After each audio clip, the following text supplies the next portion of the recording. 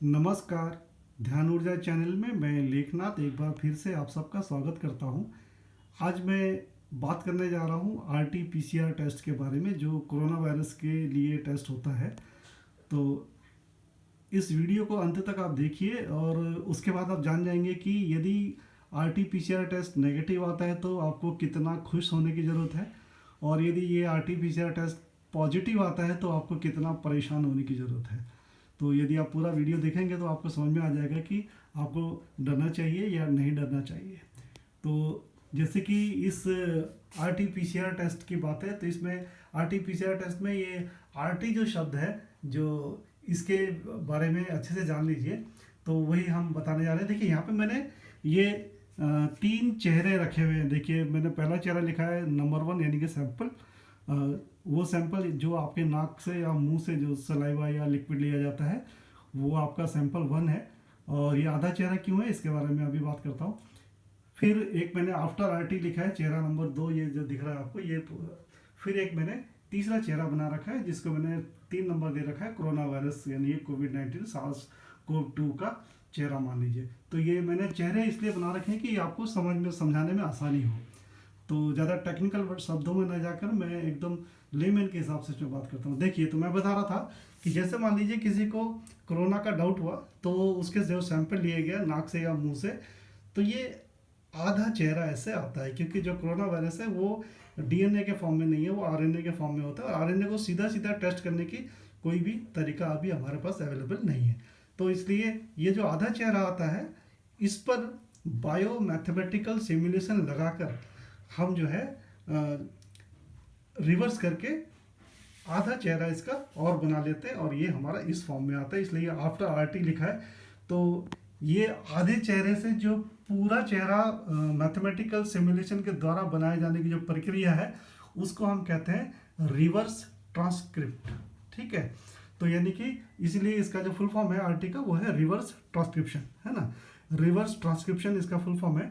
तो सैंपल से जो हमको आधा चेहरा मिला है, उसको हम संभावित ये पूरा चेहरा मैथमेटिकल बायो मैथमेटिकल मॉडलिंग के थ्रू इसको बना देते हैं।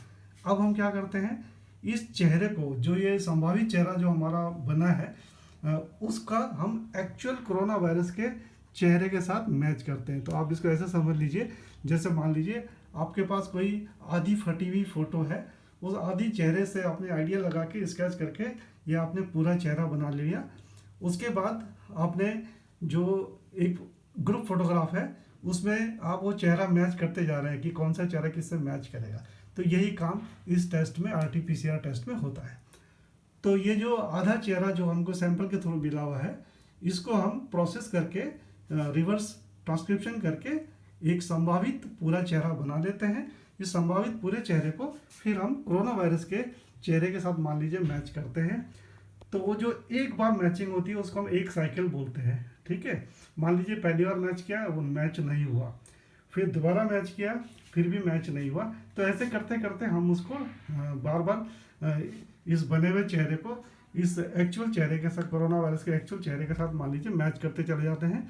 तो इसके लिए जो मैच करने की जो साइकिलिंग है, वो हमने उसका एक थ्रेशहोल्ड रखा हुआ है कि 35 बार यदि हम उसको मैच करते हैं, यानी कि साइकिल थ्रेशहोल्ड, यदि हम 35 बार तक चेहरे को मिलान करते हैं, यानी कि ये जो संभावित जो चेहरा आफ्टर आरटी बना हुआ है, इसको जब हम एक्चुअल कोरोना वायरस के चेहरे के साथ इसके साथ मैच करते हैं, यदि 35 साइकिल तक भी वो मैच नहीं करता है, तो हम कह देते हैं कि वो कोरोना नेगेटिव है, यानी कि कोरोना वायरस वो नेगेटिव है, टेस्ट नेगेटिव आया। ठीक है।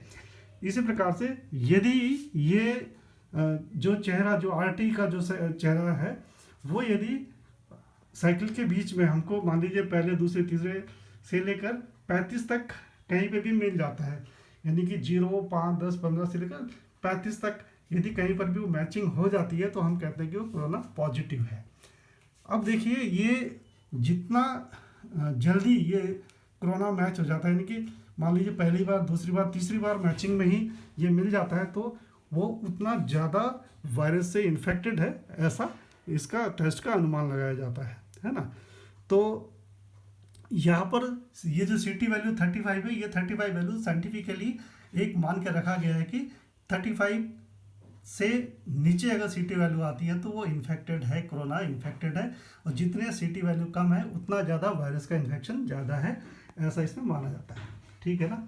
तो अब देखिए यहाँ पर अब आप बात करते हैं कि आपको कितना घबराने की ज़रूरत है पॉजिटिव आने के केस में, और कितना खुश होने की ज़रूरत है नेगेटिव आने के केस में। तो देखिए सबसे पहली बात तो यह है कि ये जो आपका सैंपल है, जो सैंपल में जो आधा चेहरा में हमको मिलता है, उसको जब हम मैथमेटिकल सिमुलेशन के थ्रू, बायोमैथमेटिकल सिमुलेशन मॉडलिंग के थ्रू जब हम पूरा बनाते हैं, तो उसके पैरामीटर्स में गड़बड़ी होने के कारण ये चेहरा बनने में गड़बड़ी होने के चांसेस सबसे ज़्यादा होते हैं। तो कहने का अर्थ ये हुआ कि 50% मामला तो यहीं पर ही मैथमेटिकली देखें तो प्रोबेबिलिटी सही या गलत होने की जो प्रोबेबिलिटी हो 50% तो यहीं से हो गई है ना। अब सिमुलेशन के टाइम पे कहीं गड़बड़ी है तो वहाँ पर उसमें और एरर में ऐड ऑन हो गया। फिर मैचिंग के टाइम पे यदि कहीं पे एरर आ गया है तो उस एरर में और ज़्यादा एरर आने के चांसेस हो गए।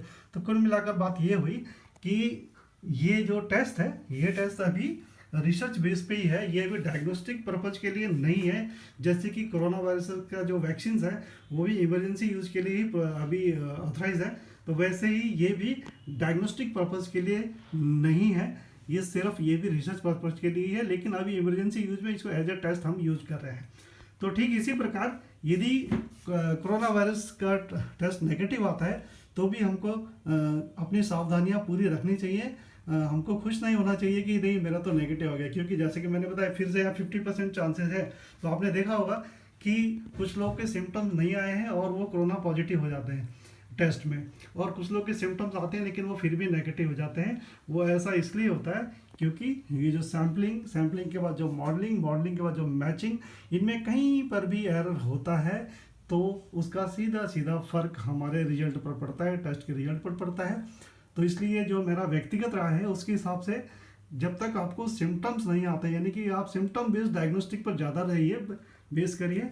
और ये अगर आपको सिम्टम नहीं है, घर में किसी एक को कोरोना हुआ है और आपने भी टेस्ट करा लिया, आपका भी पॉजिटिव आ गया, आप भी घबरा गए, सारे लोग दहशत में आ गए, ऐसा बिल्कुल भी मत करिए। यदि आपको सिम्टम्स हैं, कोई लक्षण आपको फ्लू के दिख रहे हैं, तो आप मान लीजिए कि ये फ्लू आपका है। इसके लिए आपको पूरी तरह से उसी प्रकार से प्रिकॉशन रखने हैं जैसे आप कोरोना होने पर करते।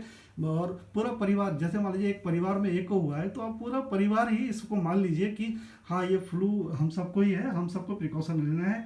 जैसा कि हमको गार्गल्स करने हैं, गर्म पानी पीना है, और विटामिन सी का हमें ख्याल रखना है। तो ये सब जो चीज़ें हैं उनको आप करिए, और इस टेस्ट पे आप बिल्कुल निर्भर होकर एकदम नेगेटिव आने पर एकदम निश्चिंत होकर बाहर घूमना शुरू कर दें, ऐसा भी मत करें। और पॉजिटिव आने पर हाय अब तो क्या होगा, मेरा हॉस्पिटल में जो है ऑक्सीजन नहीं है, बेड नहीं मिल रहे हैं, कि मैं तो मर ही जाऊँगा, ऐसा भी मत सोचिए। दोनों ही चीज़ों को आप बिल्कुल संतुलन में रहिए, संतुलन बना के रखिए। ये जैसा कि मैंने बताया, ये RT-PCR टेस्ट एक संभावित संभावना को बताने वाला टेस्ट है, ये एकदम पक्का बताने वाला टेस्ट नहीं है। Thank you.